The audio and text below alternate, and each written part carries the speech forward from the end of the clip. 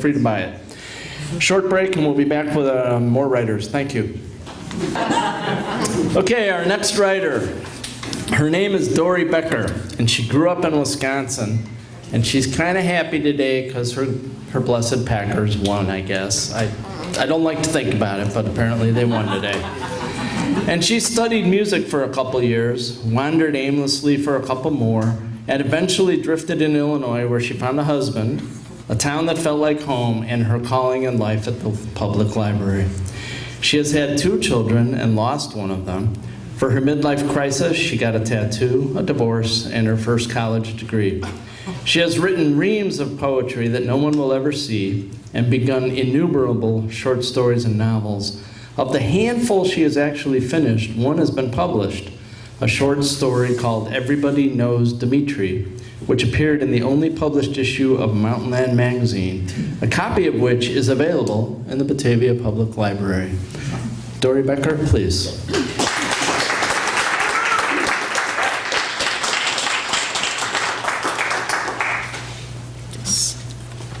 The right height point? Yeah, this should be good, I think. Okay, this is the end of an 11,000-word story called Suite for Cello and French Horn.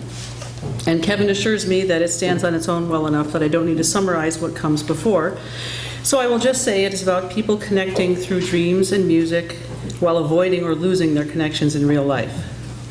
We enter just after the climactic scene in which the 2 main characters have just given an outstanding, transcendent performance of the title piece. There is a reception for the players, spouses, and special guests, including, of course, the representatives of other ensembles we were supposed to impress. They certainly seem to be impressed, and our conductor is so genuinely moved by the performance we have given him, and so effusive in sharing the praise he is receiving, that I am willing to forgive him his strutting, to forgive him even the rejection implicit in his blatant longing to leave us for greener pastures. He thanks us, Dominic and me, with an unabashedly humble sincerity that is touching, especially from such a peacock, and we are virtually immobilized by the press of people congratulating us on the performance, or thanking us for it, or expressing their various appreciations of having been part of it. And I am comfortable, amazingly so. Neither the desperation to draw Dominic's attention, nor the terror that I will commit some faux pas, nor the agony of frustrated desire possesses me. I have not forgotten, no, not ever, but I am no longer consumed by it. I wonder, as I am introducing them, if my husband will make the connection between Dominic shaking his hand and my outburst the other night, but it appears that he doesn't remember it. Hardly surprising, considering the condition he was in, but a relief nonetheless. Still, it is an awkward moment, and I have yet another reason to be glad that my husband is not inclined to linger at my side. I spend the whole evening more or less with Dominic, but the 2 of us hardly exchange a dozen words while the whole rest of the room is talking about us. It is surreal. I am tempted to drink more than I should just to buffer the weirdness of it. Dominic's wife seems like a lovely person. Under other circumstances, I think we could be friends. I'm glad. I'd hate to think of him stuck with someone nasty or dull or what I'm stuck with. And what I'm stuck with is a slobbering drunk to whom 2 decades ago I pledged the rest of my life. And he has taken that pledge and ripped it up and he is in peak form tonight, making a grade A gold-plated himself with that hideous inebriate gregariousness in which he seems to think he's being hearty, while in fact everyone within earshot would gladly stuff his beer bottle down his throat to make him shut the hell up. The words form on my tongue unconsciously. We have done this so many times before. This is the part where I apologize, make excuses, leave the party early to pour him into bed. As I am about to speak, looking around at the sea of faces that all seem to be staring at us, my eyes meet Dominic's, and for once he does not look away. He meets my eyes and holds, and there is not scorn there, nor pity, but something akin to a challenge.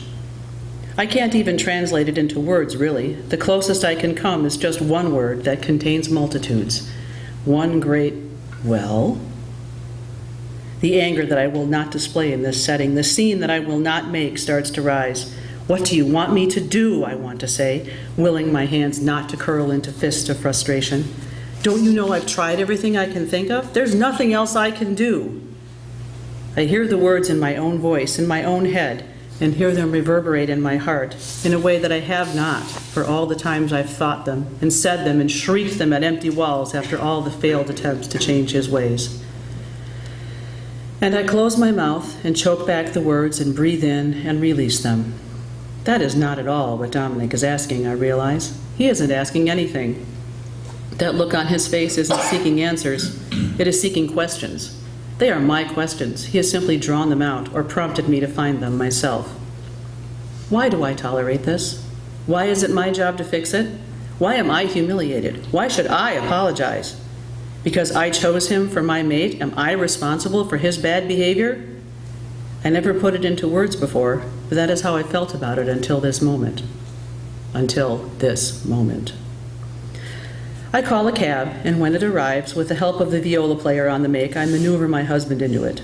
I consider giving the cabbie $100 and telling him to drive in any direction he chooses until he uses up the fare, and then dump his cargo by the side of the road. But no, we will be reasonably civilized, I hope. I give him the address of my in-laws and more than enough cash to cover the fare. I consider calling my father-in-law to let him know that his son is being returned somewhat the worse for wear. But that is a conversation I do not wish to have at this moment. It's not the nicest thing I could do, but I have a hard time mustering any guilt, any sympathy. He didn't become an alcoholic in a vacuum, after all. There's a reckoning between them that's long overdue. This is what I can do for myself, and at the moment, that's all that matters. And for the moment, I can think that way and not feel horribly selfish and cruel. We'll work it all out, tomorrow, next week, whenever. Parts of it will be nasty, but we'll get through it. Maybe this isn't the best solution, but it's something. It's a step in, if not the right direction, at least a different one. If it's wrong, we'll correct it. If it blows up in my face, I'll clean up the mess and keep on going. It was, quite simply, the only thing I could think of on the spot that wouldn't have ended with him in an ambulance and me in jail. So while it may not have been the best response, it wasn't the worst either. That'll do for now. When it's time to say goodnight to Dominic, I stick out my hand to shake, and he opens his arms to hug instead. I think I will feel it forever, whenever I wish. Thank you, I whisper, not even caring if he hears it, just needing to say it. Thank you for this moment, and for giving yourself to the music and allowing it to consume you as much as I had, so that we were able to do what we did together. For all the rest of it, too, for showing me or inspiring me to see that I could be something other than what I had made of myself or allowed myself to become. For all the things I never dared to speak and finally no longer feel the need to. I recall the dream of melting into him and the feeling of dissolving with him in the music. I have read that any two particles, once they have interacted, remain forever in some sort of contact with each other, no matter how far they are separated.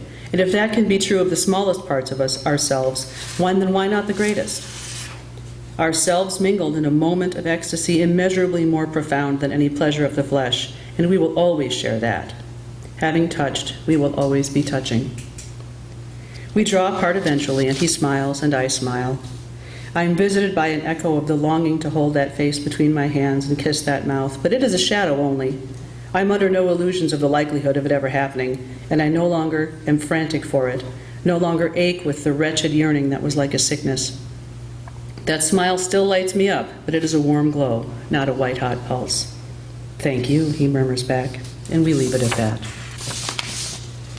Sometimes you don't realize you need rescuing until your hero appears, but sometimes he doesn't realize he's your hero.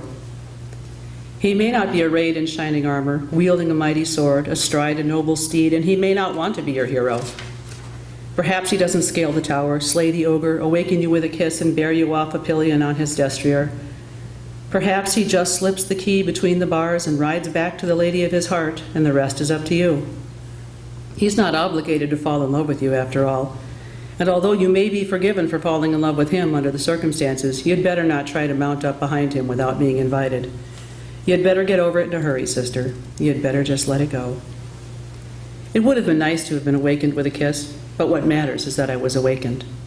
The rest is up to me. Thank you.